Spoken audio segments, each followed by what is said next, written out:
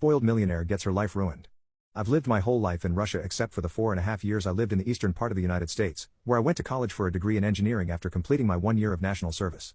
There are lots of good schools here, but I originally had the intention of moving to America permanently. I have relatives who live in North America, so I was invited to stay with them during this time. It turned out I didn't really stay with any of them. Because I am tall and good at sport, I also did high jump and basketball while in school. I was never that good, but adequate enough to make the team to such a degree that I was retroactively given a small athletic subsidy while already enrolled. It made my tuition slightly cheaper, which for an international student was a concern, even if my parents were high status regarding money. While enrolled in college, I met my soon-to-be girlfriend Natalia, a girl originally from Connecticut and from a very wealthy family. Her major was fine arts, and we met in an English class and began dating. Natalia was a little more than 2 years ahead of me in her studies age-wise, but we became a serious enough couple to where I took an apartment outside of campus, and she moved in with me. Her parents' house wasn't far from campus, but she chose to stay in my apartment, mostly because I don't think she wanted to bring me to her house too often.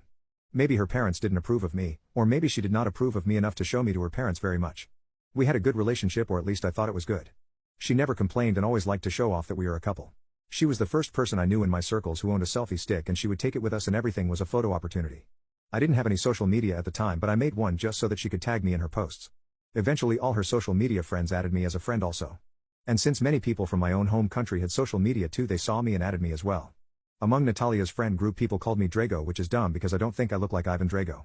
Natalia makes no secret to me of the fact that she is from a wealthy family, and she tells me that she has a trust fund that will pay for her lifestyle her whole life, and she doesn't even really need to attend college.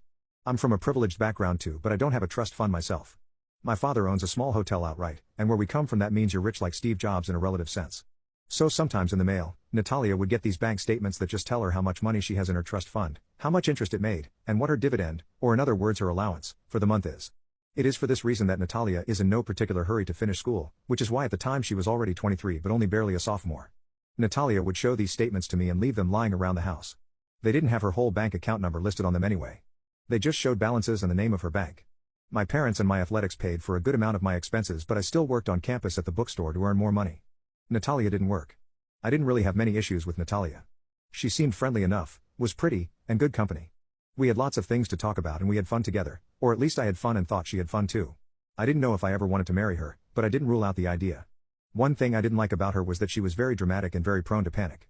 For example, if we were at a department store where she wants to buy a particular thing, and her favorite personal shopper isn't available, she'll act like it's the end of the world. She wasn't above making scenes. She'd also be a bit short and rude with restaurant staff. One thing that I thought was a bit disingenuous of her was that although she was a millionaire, she liked to pretend to be poor. Not that there's anything wrong with not flashing your wealth, because there isn't. What I mean is that she'd try to act like she came up rough and that she was making life happen on her own, if I make sense. She tried to act like she was down for the cause, as some say. It's kind of like when rich suburban kids try too hard to copy how things happen in a hip-hop video. Except Natalia wasn't trying to be white female Tupac, she tried to do this bohemian artist thing and pretend to some people that she was living on a shoestring. Around me, she was more herself. Or really, I don't know which self is her real self. All I know is that she isn't poor, but she pretends to be, in certain company. Well, moving on. Eventually Natalia tells me, what do you think of having an open relationship? I didn't really know anything about open relationships, but when Natalia explained what they were, I told her I wasn't interested in anything like that. I asked her if she wanted to be in one and is that why she's asking, but she said no, that she just read something about open relationships. From my now perspective, I know she probably had someone or some people in mind who she wanted to date or have intimacy with, or she already had been doing these things with one or more people but just hasn't told me about it yet. Natalia had had her inner reproductive organs surgically cut so that she could not have children. I bring this up because she brought it up to me when she was practically begging me to have unprotected intimacy with her, and I was worried about maybe getting her pregnant when she didn't want to be. She showed me the actual paperwork for the procedure by emailing me a PDF document that she received from her own doctor. I only thought about it after the whole open relationship discussion because up until then we had been having intimacy without a condom and I assumed I was her only partner and I knew for a fact I was clean, but now I was worried whether or not she was actually clean. But for a couple weeks more things appeared going as normal. She assured me over and over again that she had no other partners, and so like a fool I continued to have unprotected intimacy with her. Suddenly though, within the month, Natalia tells me she needs to move out, that our relationship isn't working out. Okay, I think, I'm sad to see you go, but can we be friends? And her attitude is yeah, of course we can be friends. Even then I knew she probably met someone new or had always been with that person and was now just ready to move on from me. My attitude is well, most girls come and go, that's life. I'm sure many women have the same approach to guys. She left a lot of her stuff behind like clothes and papers including her bank statements that had her trust fund info on them. I tell her since we're friends why don't you come by and get your stuff? Or I'll bring it all to you. She said oh that's fine, I'll get them someday, could you please hold them for me? And it's not as though she had that many things at my apartment. I think she especially didn't want to have me bring it to her house or new place where she stayed because she had a new boyfriend. None of my business. I never linked my social media to my phone or went to computers to check it because I just didn't care about that sort of thing, and I still don't. But I found out later that Natalia had deleted and blocked me on social media almost immediately after she moved out, and combed through her friends and deleted anyone who appeared to be one of my friends from back home. I was almost done with my degree and over the next year completely lost touch with Natalia, though I never argued with her or had an official falling out. I assumed we just moved on with our lives. I had been accepted at another school one state away from my undergraduate college to complete a master's degree, and didn't want to waste time, so I hired a service to box up some of the less important things at my house and forward them to my new apartment. By this time I had bought a used car, and so with one suitcase I could set myself up for a few days while I waited for the bulk of my furniture and other luggage. I sent a text to Natalia and emailed her too, telling her where I was moving. Of course I rerouted all her mail to go to her parents' house not long after she moved out, because for a long time she used my place as her address. She wasn't thinking big picture enough to do it herself, otherwise I could have kept getting her mail for a while. In my new hometown I jumped headfirst right into studying, and hardly even went home except to eat and sleep. I never even opened a few of my boxes that contained things I wouldn't need, like old textbooks or very heavy winter clothing. Those stayed in their moving boxes. So after another year, I have my master's, and moved back to Russia. I'm happy because I had managed to get a job right away in my chosen profession. I sell my car and most of my random furniture on the internet. I had written down what was in each moving box, on the outside of the box. Those boxes that contained nothing I needed right away were kept sealed the entire time I was in my second American apartment. When I arrived in my current home, I finally opened all of my boxes and realized that I still had some of Natalia's old clothes from when we were a couple, 2.5, 3 years ago. I even still had her old trust fund statements.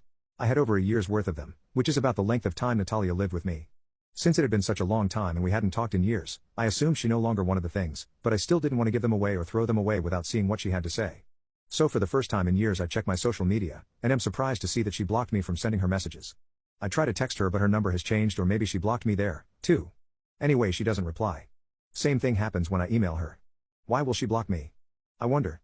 I think it must be an internet problem.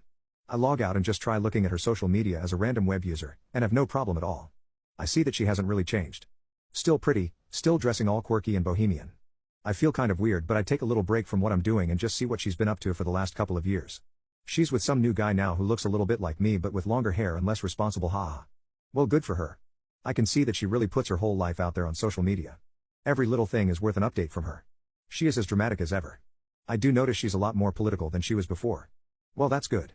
It's always nice to believe in something passionately. I am not at all surprised to see that as usual she portrays herself as a struggling artist who's making a way for herself in the big bad city. Whatever works for you, Natalia, work it.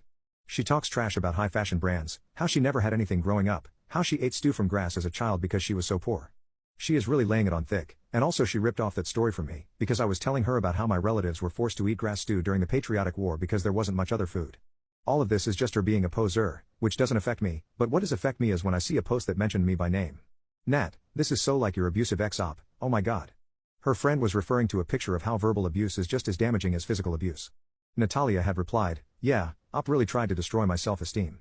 He was also not shy about threatening me. Lots of guys who were her friends on social media commented that they'd unalive me or kick my ass if they ever saw me. For most of them I would laugh because I would smash them like so many ants, especially how most of them are like wearing women's blue jeans. I mean, really, are you sure about that, stick legs sir? But right now I am furious because Natalia lied about me.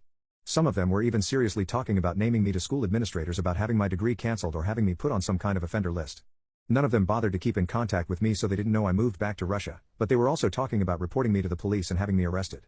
In other posts Natalia also mentioned me by name and actually accused me of assaulting her in various ways, that I cheated through school, that my parents are in the Russian mob, LOLOKIA. In every post Natalia tried to come off like she was taking the high road by not reporting me to authorities and that it was her cross to bear as a survivor. Her friends were like lemmings giving her electronic backpats about how courageous she was. Barf. By a little digging I saw that she broke up with the guy who I figured out was the man she moved onto after me, and he was getting slammed, too, and I'll assume he was also blocked on social media. From piecing together what Natalia says to her friends on social media, it's clear she's built up an image of being a struggling artist, and her current boyfriend also appears to believe she's a struggling artist, and they share an apartment together. I piece it together that the boyfriend works a 9 to 5 but he looks like a hipster type, so maybe he is an artist too. He looks like he's struggling to keep it all together. They are totally into the activist scene. They're always talking about online funding for all kinds of charitable work. Noble stuff. Not being sarcastic. Natalia smears me across platforms. The book of many faces, the grams that are instant, the stupid Bluebird app where people unknowingly brag about how worthless their existences are. Right away I think of the bank statements I have that show Natalia is anything but struggling. Because according to the statements I have, unless Natalia developed a $10,000 a day coke habit over the past 2 years and bought a Bentley and crashed it into Taylor Swift and lost a court case, she's getting just over 6 figures a year just sitting on her ass and will continue to earn these funds in perpetuity. Coming soon.